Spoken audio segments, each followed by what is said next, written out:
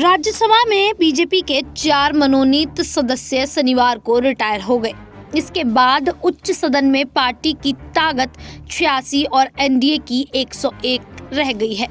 राज्यसभा में मौजूदा सदस्यों की संख्या 226 है।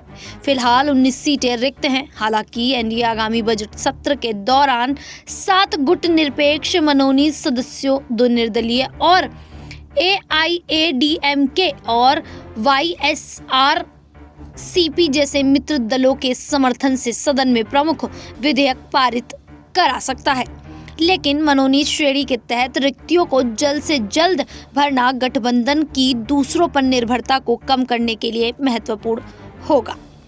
राकेश सिन्हा, राम शकल, सोनल मानसिंह और महेश जेठमलानी 4 मनोनीत सदस्य हैं जो शनिवार को रिटायर्ड हो गए। राज्यसभा में मनोनीत होने के बाद उन्होंने औपचारिक रूप से भारतीय जनता पार्टी से नाता तोड़ लिया था। मनोनीत श्रेणी में एक और सदस्य गुलाम अली हैं जो बीजेपी का हिस्सा हैं।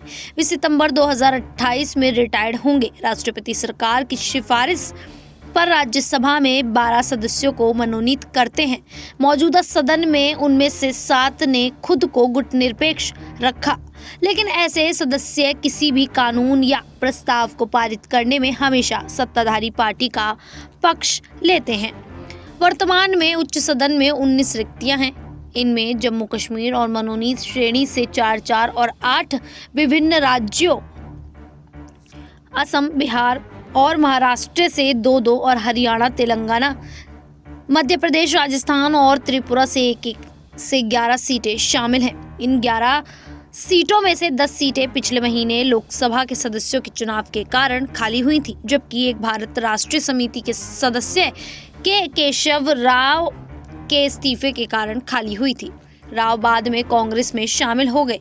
आगामी महीनों में इन 11 सीटों पर चुनाव होने से संभवतः एनडीए को 8 सीटें और इंडिया ब्लॉक को 3 सीटें मिलेंगी।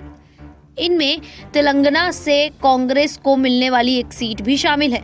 इससे पार्टी की सीटों की संख्या 27 हो जाएगी, जो राज्यसभा में विपक्ष के नेता का पद बरकरार रखने के लिए आवश्यक सीटों से 2 अधिक है।